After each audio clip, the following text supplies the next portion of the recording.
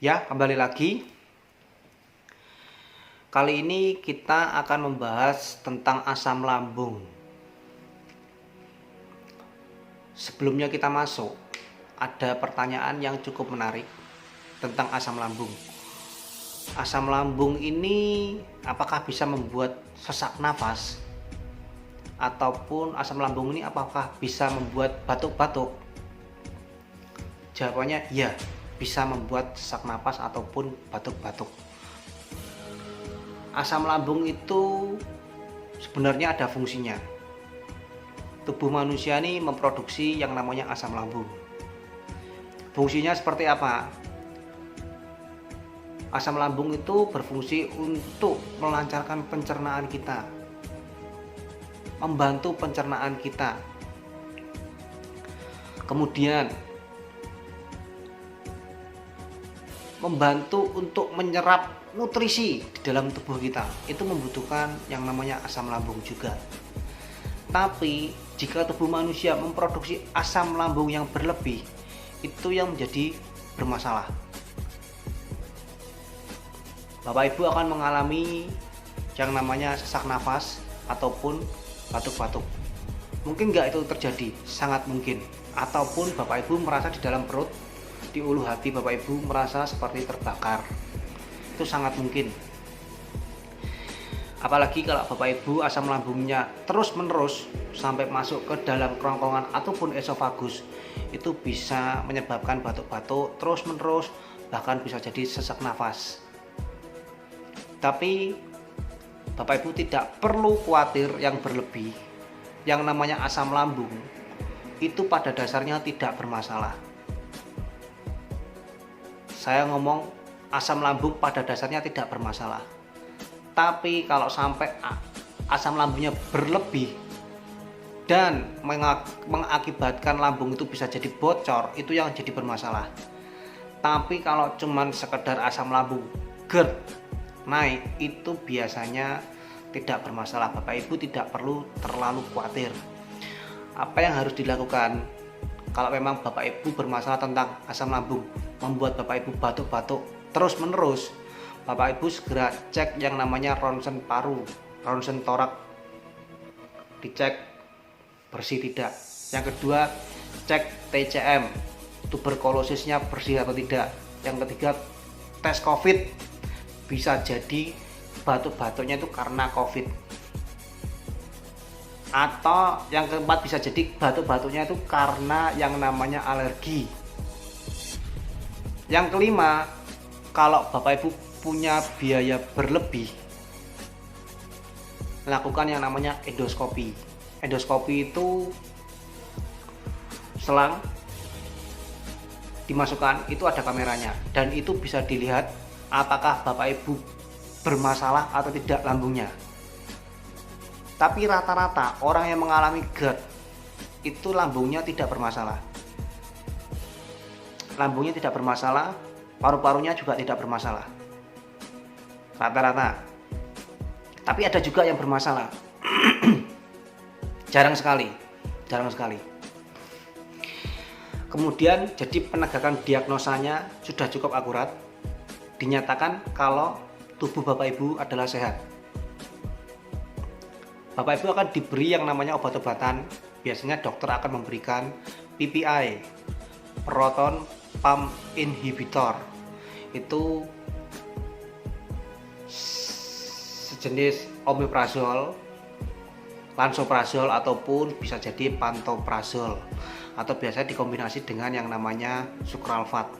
Itu akan enak di lambung. Seperti itu, Bapak Ibu akan diberi obat-obatan, terus dikasih cara tentang yang namanya pola makan. Tidak boleh makan yang mempunyai asam terlalu tinggi, misalkan kopi, teh, ataupun dan lain sebagainya.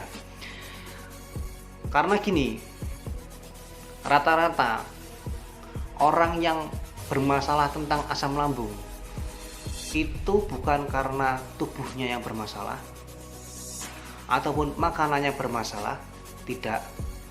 Tapi rata-rata orang yang bermasalah dengan asam lambung itu pikirannya dia yang menjadi masalah.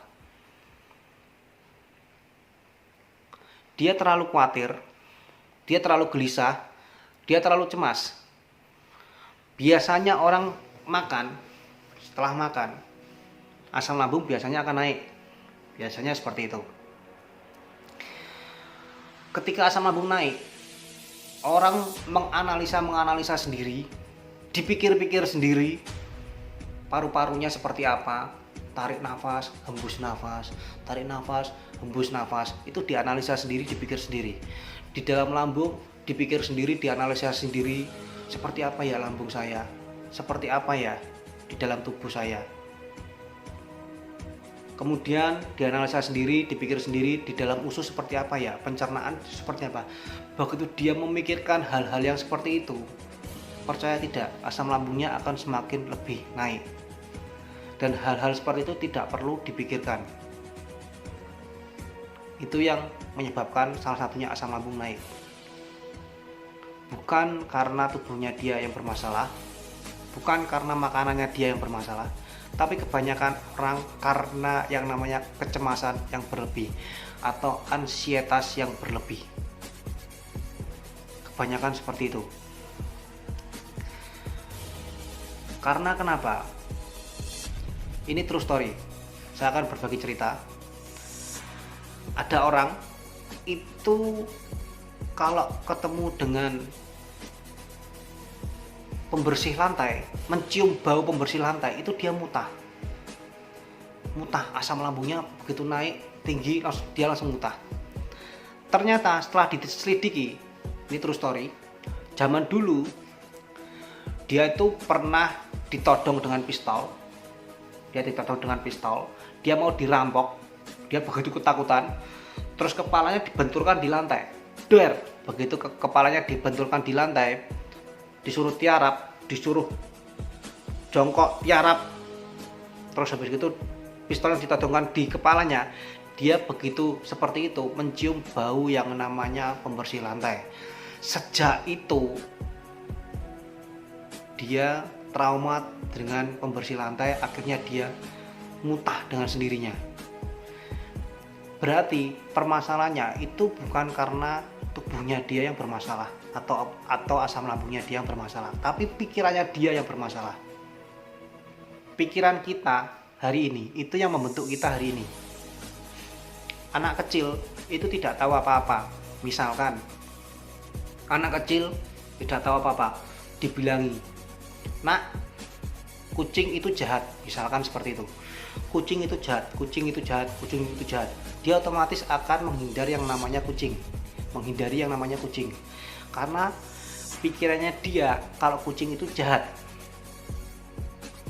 Tapi kalau dibalik, dikasih omongan, "Nak, kucing itu baik, kucing itu baik, kucing itu baik, kucing itu baik." Otomatis anak kecil itu akan mendekat yang namanya kucing, karena dia mencari yang namanya kebaikan.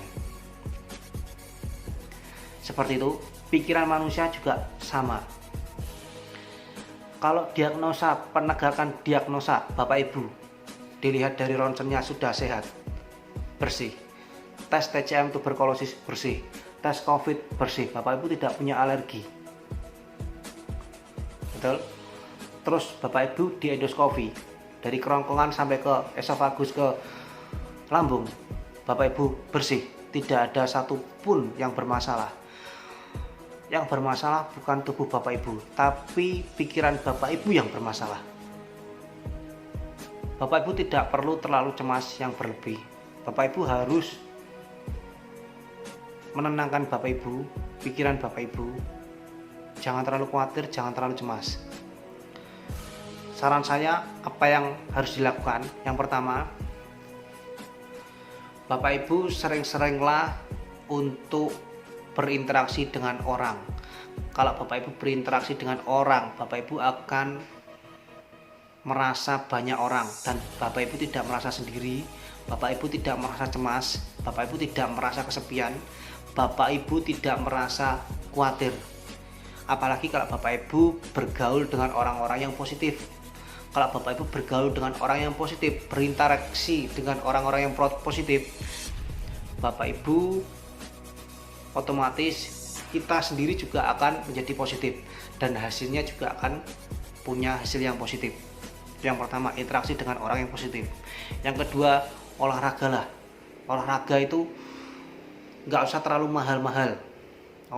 Olahraga yang sehat, jalan kaki, jogging, kalau bisa sama banyak orang, jadi kita bisa sambil ngobrol. Setelah olahraga, kita lakukan pernafasan ataupun yang namanya meditasi untuk menenangkan pikiran kita. Itu bisa. Yang kedua, ya kan? Yang ketiga, fokuslah untuk bekerja. Sudah, jangan dipikiri terus-menerus. Bapak Ibu sehat. Bapak Ibu secara tubuh fisik sehat. Yang tidak sehat adalah pikiran Bapak Ibu sendiri. Fokuslah bekerja. Jika Bapak Ibu berprofesi menjadi dosen, bekerjalah fokus untuk menjadi dosen. Kalau Bapak Ibu menjadi pengacara, sibuklah fokus untuk menjadi pengacara. Bapak Ibu sibuk menjadi polisi ataupun tentara, Bapak Ibu fokuslah untuk menjadi polisi ataupun tentara, abdi negara. Bapak Ibu fokus untuk menjadi pelajar. Jika Bapak Ibu berprofesi sebagai pelajar, fokus untuk belajar. Selesai. Tidak perlu cemas, khawatir, ataupun gelisah yang berlebih. Percayakan sama alam semesta ini sudah ada yang menjaga. Selesai. Oke, mungkin dari saya cukup sekian. Semoga informasi ini cukup bermanfaat. Terima kasih.